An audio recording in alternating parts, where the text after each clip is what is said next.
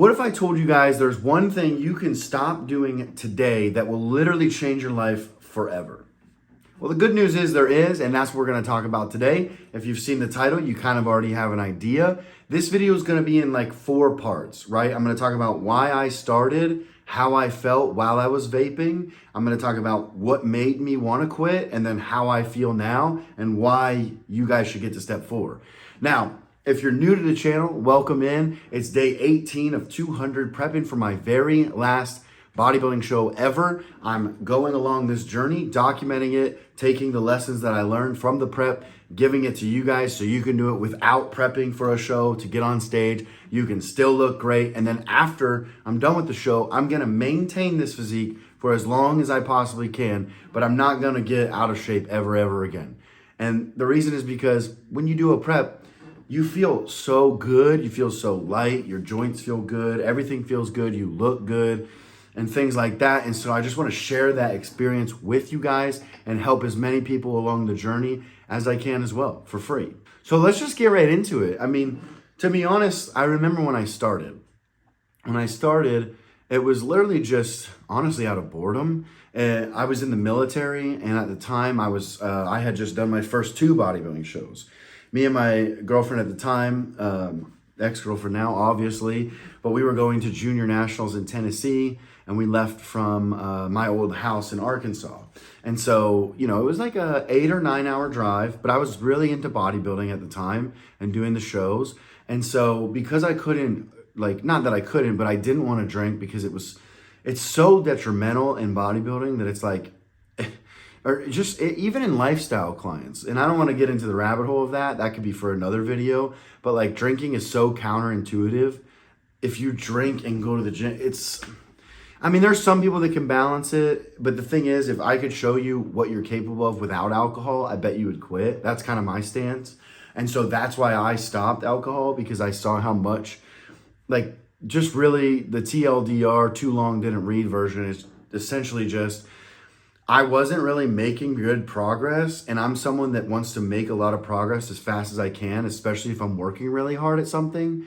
And so because of that, when I finally quit drinking, like my coach was telling me to, I just took off. And the results were literally so good, I couldn't justify having a drink. I literally couldn't.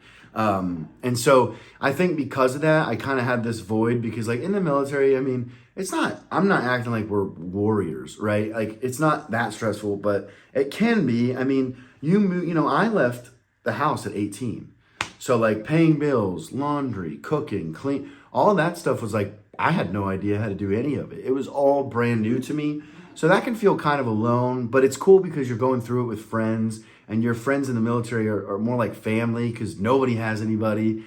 So it's not like a sad thing. It's actually really cool. But sometimes in the beginning, it's harder, right? You're like Christmas and Easter and New Year's and Thanksgiving, and you don't have enough time to go home for all of them. So it's the first time you're like, whoa. And then honestly, over time, you just start to realize the gatherings aren't the important thing. Family and meeting with family and seeing family is the important thing. Being together on Christmas is the most special to me. Other holidays though, come on, maybe I'm desensitized to it, but I just think a lot of the holidays are just about getting together and eating food. I'd rather just get together and catch up, and we don't need a holiday to do that. Now, of course, not all holidays, like Easter Sunday, I get it. Some of them are real celebrations. I get it. But I get the reason I'm saying that is because, so I didn't drink, right? But I wanted some sort of outlet to just sometimes chill out, because I have an analytical mind. And so it's it's always on 10. And that's honestly, since I got out of the military, the reason that I do smoke weed at night, because it just, all that because my brain is great, right? It's really good to have all these ideas and things constantly flowing through your mind. But what's bad is when you can't turn it off. I can never turn it off. So that helps to turn it off for 30 minutes literally before I go to sleep. But my point in saying all that is, we were driving back, and my my girlfriend at the time, was hitting her little vape pen thing. And honestly, she didn't even, it wasn't her fault at all. I was just let me hit that. And so I hit it a little, and I got this head high, and I was like, whoa. I remember the first thing I thought was this is legal? Like, I'm allowed to smoke and drive like this? What I didn't realize is when you take the first hit, it's the strongest, and every hit after that is just like doop, doop, doop. It's just down and down and down. But so obviously, like, I really liked it because that was like my little outlet. And it started off, guys, it started off much like everything else in life, right? Much like they say in the Bible. The devil doesn't beat your door down. He just taps it until it breaks through. That's how long he taps it for. And he's just the most resilient, consistent, like annoying thing that there, like literally that there is. And that's how it worked. It was like, I hit it a couple times. And then when we got home, literally like the next night, it was like 10 and I was like, let's go get a vape. Like, I want to go get a vape. So I went to a gas station, got a vape, and then I didn't really like it. So I like leveled up to the flavored ones. And then from there, like, I kind of fell in love with it and I liked it so much that at first it was like, okay, I'm just going to smoke this at night, right? And then it was like, all right, I'm going to smoke it before work, and then I won't take it to work, and then I won't take it to the gym. Like, I won't smoke until after the gym. So a little bit before work and then after the gym. And then I was like, I have like a 45-minute drive. I'll smoke on the way to work and before work and after the gym. And then it was, I'll smoke on the way to work and then on lunch and then after the gym. And then I'll smoke. And you see how this went? And then eventually I was taking my vape with me everywhere. And I'm sure, 100% sure, because that is the trendy thing to do these days. I'm sure some of you are watching this smoking your vape right now, which is insane. I've been there. And I've even seen the videos about like popcorn lung and this and that. And I'm like, you're full of shit. Because honestly, I don't know about you guys. It's hard for a medical thing to scare me because I'm like, I'm so much healthier than 85, 90% of the American population. I'm not really worried about smoking a little vape, right? I'm like, yeah, these kids get popcorn lung, but they don't do anything. They just sit around all day. So, and I'm sure a lot of you guys are like that because I've seen the comments on them and it just doesn't hit. And that's why I want to just, I don't want to get you to quit because you hate it, honestly. I want you to get you to quit because you realize how you are holding yourself back in life, because that's what I didn't even realize. So it got to the point where I was smoking all day. And at first it was like, cool, like no worries, like this is my thing. And then after a while it was like, man, like this doesn't hit the same, right? Like I just smoke, it turned into smoking or hitting the vape so that I wouldn't feel shitty, because when I didn't, I would get a little bit irritated. And I remember it was really tough because I was like trying to reverse it. So I was like, all right, don't bring it to work. And then like, you're out of luck. Like if you don't have it at work, like there's nothing you can do. And then I would be like real snappy with people and irritated, and I would be a lot hungrier, and like, it's just bad, very bad. So at first I felt good, and then I started to feel horrible. And then this is the thing, mentally, and this is where I'm sure a lot of you guys are the same, but this is the actual issue. Not even the smoking, not the health issues, it's up here. Because here's the thing, guys. I had this belief since I was like, I don't even know, I'm just gonna guess 7 or 8, that smoking was for losers. And the reason is for a couple reasons. Number one, I thought smoking was for losers because, even as a kid, I'm like, you're so weak, you're controlled by a little cigarette, or you're controlled by this box, like you're controlled by it. You actually are unhinged if you don't have it. That's like real weakness. That was number one. Number two, my aunt Kelly, rest in peace, she was my favorite aunt ever. And she didn't have she got dealt a shitty hand of cards, to be honest. She had lupus and a bunch of health issues. And so now as an adult, I can see she probably smoked as an escape. And I wish she would have honestly smoked weed. And I don't know, maybe she did, which would be great. I hope she did. But I would have rather her smoke weed than cigarettes. But the thing is, I built up this belief. I hated cigarettes because I was like, to my aunt, I'm like, you're dying and you're still smoking this. And I was telling her this at 10. I was like, will you please stop for me? And she couldn't do it. And I know that that's the thing. For her, I know she was in so much pain, but I do believe if she could have quit, she would have been better off. But you can see how I built this belief. I had built up this belief in my head that smoking equals loser, right? Smoking equals loser. Smoking equals loser. And then that was kind of flipped when I was like, well, my girlfriend at the time, my girlfriend isn't a loser. She's successful. Like, she's good in the military. She's a go-getter. She's very beautiful. Like, she's competing with me. Like, the only thing she does is vape. And guess what? She actually had lupus too. We didn't even know it at the time, but she had lupus and endometriosis, which is actually pretty crazy to think about, because what are the odds I'm dating somebody, or was dating somebody, that had the same, diagnosis almost as my aunt? It's crazy. But besides that point, here was someone that I kind of not look up to, but I saw as like, a good person. And so it kind of broke that mental, like, smoking equals loser, because then also, like, vaping got very popular. She was at the time, I think this is 2019. Is that right? No, 2021. I'm sorry. 2021 was when the year we did our first 2 shows. So this was probably June of 2021. And honestly, vaping wasn't that huge yet. It was just kind of on the come up. But then, like, I kind of started, and then I noticed, like, oh, all these people are doing it. And then you see people on social media doing it. You see popular people doing it. You see successful people. And I was just like, man, everybody's vaping. Like, I guess maybe I was wrong. Maybe smoking doesn't equal loser.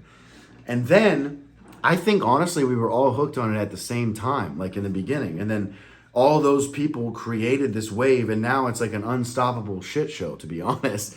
But the thing is, then I started to break that down to, like, smoking equals good person. I don't know. Like, that paradigm was kind of weird. And so that's what allowed my mind to make it okay to smoke. But then when I woke up to the fact that I'm like, okay, I am having a hard time quitting this, which is not good. I don't like to be attached to anything. If I leave the house and I need something to live or to feel okay or to be normal with people, that to me is not okay, and I need to attack that as aggressively as possible. And that's why, like, I'll even go to extremes as far as, like, I'll get up earlier than 4:30 just to do it, just to give myself a switch. I'll get up and I won't have coffee for a month or 2 at a time just because I don't want to be addicted to it. I will stop smoking weed every once in a while for the same thing, just so I don't get addicted to it, so I can remind myself I have power over it. And I'm sure many of you guys listen to the Joe Rogan Experience, and you notice he does something in October, Sober October, right? It's a great way for him and all his friends to get in shape, right? Remind themselves that they're hustlers, but also remind themselves that they're not chained down by these addictions, which is what Joe always talks about. Because that's honestly bigger than all this, guys. That's the thing. If you at least know you have power over it, you're in control. Once you know you don't have power over it, you're out of control. Like, if I told you guys that vape right now to put your vape in the garbage right now, could you do it? Probably not. You should be afraid of that, because that's a massive hold on you. If you can't put it in the trash right now, that means you need it, which is like so weird. Now, when I think about it now, right, it's so weird to rely on a plastic box for your happiness, for your mood stability, for whatever. Like, that's ridiculous. Not to mention, like, I started realizing, like, this doesn't look cool. Like, especially now, right? I had gone on and off and on and off, to be honest. But now, like, and I'll explain why I'm done forever. But even now, like, I'm going to start, eventually, probably not for a while, but I'm going to start dating. And, like, I just don't think that that's very manly to show up in any car with a vape, or, you're outside the restaurant hitting a vape, or, you're sneaking in the bathroom to hit your vape. Like, I don't think that's cool at all. Like, I think that's very not cool, because it doesn't matter if the girl sees it and thinks it consciously. Subconsciously, everybody knows, including you watching this, whether you admit it or not, you have a problem and you're being weak to it because you're submitting to it every single day. And that's, like, the thing is, like, girls, guys, like, we all seek out people that are powerful. And I don't mean like politicians or like weird people. I mean powerful in the sense of, like, someone that owns their body, owns their life, owns who they are, like, they're true to themselves, they have morals. Someone that can't be chained down by vices, like, that's a superpower. Like, imagine, I'm trying to think of how to put it, but it's like, imagine being in a relationship with a girl that, like, she's so solid, you're like, there's no way. A guy could hit on her, doesn't matter. A guy could try to buy her a drink at the bar, she's gonna turn it down. A guy could hit on her at the gym, she's gonna laugh and point to me. That's what you want. That makes you feel good. People aren't like that anymore. And it's like, that's a whole different topic, but it's really disgusting. Everybody's a sellout. Everybody's kind of like, what can I level up to? Well, guess what? Sometimes when you level up, you actually fuck yourself over and you level down like 6, 7 levels. But that's like totally opposite. The thing is, I was able to switch that in my mind to make it okay to smoke. So I started smoking, and then I started to realize like, oh my gosh, like this is not good. Like I can't leave the house. If I left the house without it, that's bad. I travel with it. I would hit it in the airport bathrooms, like, cause it was so bad. It was worth the risk. Like, and that's when I really learned like, oh, like I don't know if I need to quit forever, but I need to make sure I can shake it. And then honestly, I did like a 2 or 3 year cycle where it was bad because it was just like, I knew I could quit like that. And I literally could. I could, like, if I was vaping right now, I could literally get up, walk over there to the trash can, throw the vape away, and I would be fine. And I could go for 6, 7 months like that, no problem. But now the reason I'm stopping is a lot like the reason I stopped drinking.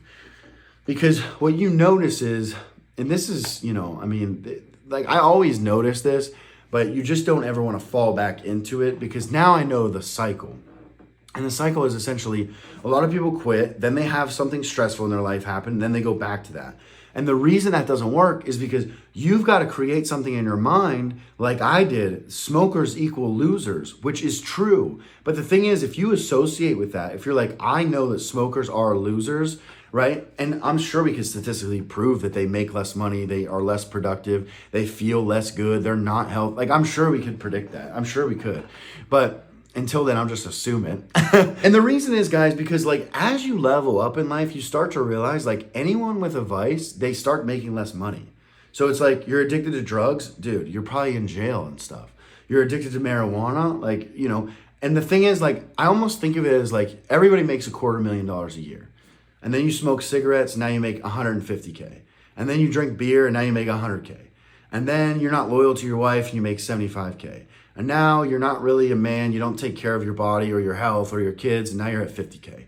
Like, that's honestly, because the thing is, as you get rid of these unhealthy habits and you level up, you don't just level up like with your physical appearance or with what you're doing. You level up your mind, and that's the most powerful thing that you have. Like that, honestly, it's everything. Because, and I know I use this example a lot, but if you don't have a big enough why, you will quit. Like, it's not even like if you quit, it's just when you quit, right?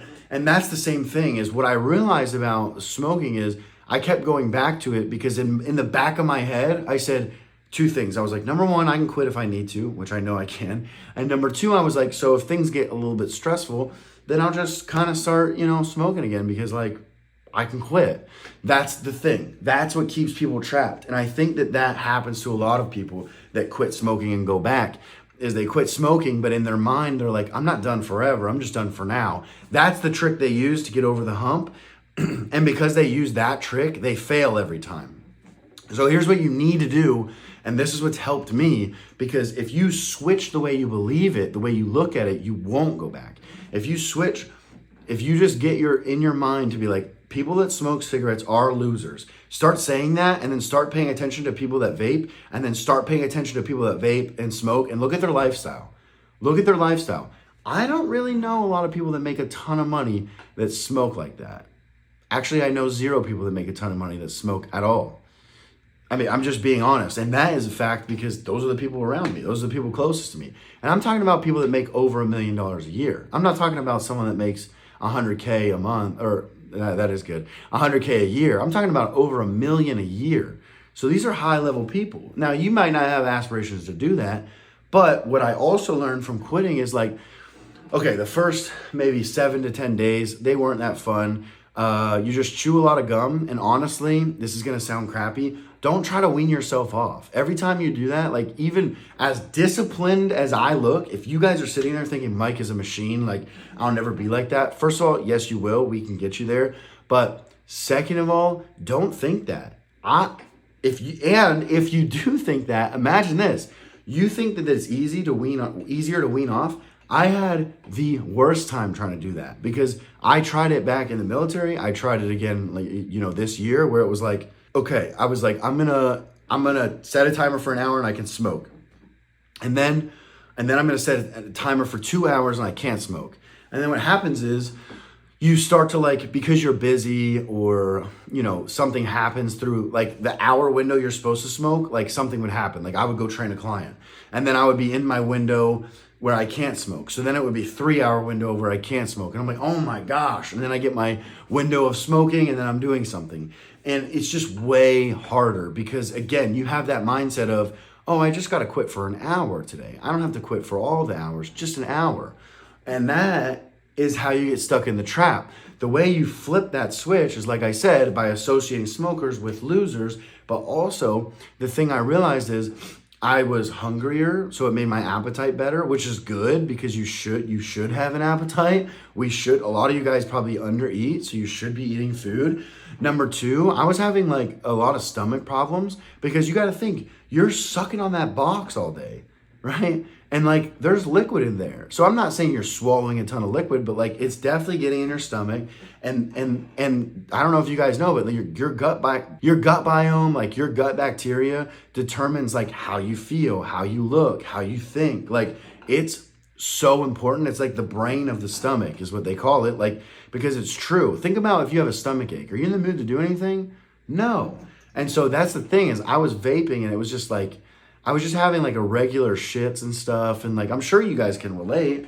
And it wasn't good for my stomach at all. I could tell because when I would hit it, it would hurt. Like you could just tell, right? And then the other thing is like the way you think, right? I used to just think about vaping all the time. And then it was almost like, okay, should I take a hit? No, don't take a hit. And then I was like, all right, drink, read a page in this book, then take a drink of water, and then take a hit. It was like so calculated. I felt like I wasn't living. I was living around a box, which is stupid. And then I also noticed, like, when I would get in my car, I felt such freedom. Every time I was like, I'm missing something. And then I'm like, no, I just don't have my vape. I don't need it. So I just didn't even worry about it. But the thing is, I'm more productive, right? Because I'm not vaping. And usually when I would vape, I would take like a social media break. So that would be like 20, like normally, honestly, I would smoke for like 20 minutes before I ate. Terrible idea. And then I would smoke for like 20 minutes after I ate. Terrible idea. So then instead of like taking 40 minutes to eat a big meal that I eat, I'd add another 40. So it'd be 80 minutes. So all my meals would be doubled just because I would take some time in the beginning, take some time at the end to smoke because, you know, I need to relax. So my productivity went way up. My stomach feels better. My mind feels better. I think clearer. And most importantly, guys, when you think smokers are losers and you keep smoking, you might not even realize it, but you feel horrible. Mentally, you feel like a loser. You feel like you can't shake something that you should be able to. You feel like you're not a man of your word. You feel like a coward. Like it's horrible. And that tears you up mentally more than anything. So that's what I'm trying to portray to you guys is that if you can just put that little box down and forget about it, like the way your life will change. If you can just, even if, and I know this kind of goes against what I said, but like, again, even if you can just do it for 30 days, I'm convinced if you do it for 30 days and pay attention to how you feel and continue to say in your head, like smokers are losers, I'm not going back. If you can do those things, like I promise you'll quit and you won't go back. The biggest thing is you need to dig deep and you need to find a really good reason why you want to quit. And then you need to take it and you just need to throw it away. The reason that's the easiest is because you just have to tell yourself, if you can suffer and it's not that bad. This is not like quitting cocaine or heroin. You want to see something bad, try to quit that. That is, you don't ever want to do that. Quitting smoking, come on. You might have a little headache and be a little irritable for a week. You guys can handle that. You definitely can handle that. And so the thing is, the reason I say throw it away is just because like once you throw it away, don't go back to the store. And if you have friends that vape and smoke and do all those things, for 10 days, just be like, I'm quitting and I'm not going to hang around you guys because it's too tempting. And again, we'll circle back. This is where friends are important. If they're talking shit on it, don't even go back to them. And I know that's tough, but the thing is, you can't be an addict like you are and go back to the group that got you into vaping or that vapes all the time. You got to show, and I promise you guys, a lot of people want to quit. A lot of people want to quit. So the thing is, just be the leader in your group. Be like, nah, man, I'm going to stay home the next 10 days. I'm not going to go anywhere. I'm not going to do anything. I'm just going to quit. I'm going to kick this. and I'm going to be, you know, successful or whatever, you know, however that looks for you. And the thing is, I promise one of your friends, at least one of them in the group, is going to reach out secretly and they're going to be like, yo, how'd you do that? Because I'm telling you, they're all thinking it. It's a lot like if you guys had seen my bodybuilding is trash reel. When I put that reel out, right, a lot of people, bodybuilders, thought it was going to piss them off, and it didn't, because I told the truth. And what's crazy is a lot of bodybuilders agree with me and won't say anything in public, but they will reach out to me in private and be like, dude, that is so true, because everybody feels trapped. It's so sad. I know tons of bodybuilders that they don't even like it, but they have a sponsorship, or they have an in, or, you know, their girlfriend also, you know, competes. And so they're not like sure about what they'll feel about it. And their whole life is bodybuilding. So their whole identity is sucked into this one thing. So they don't know how to do anything else.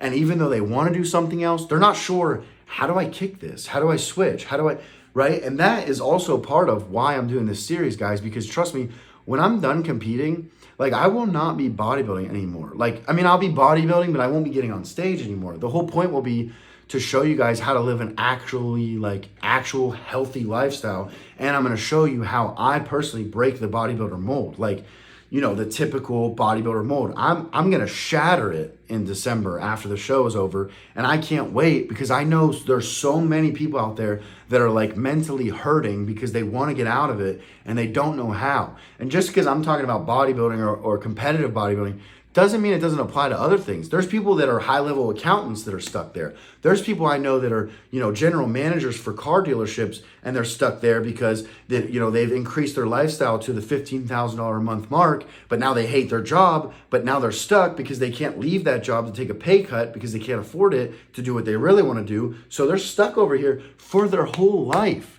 That's why this is such an important skill to just learn. It doesn't even matter if it's vaping. It can be literally anything, guys. It can be anything.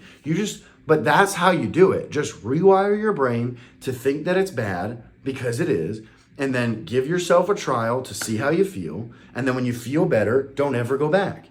It's simple, but it's not easy.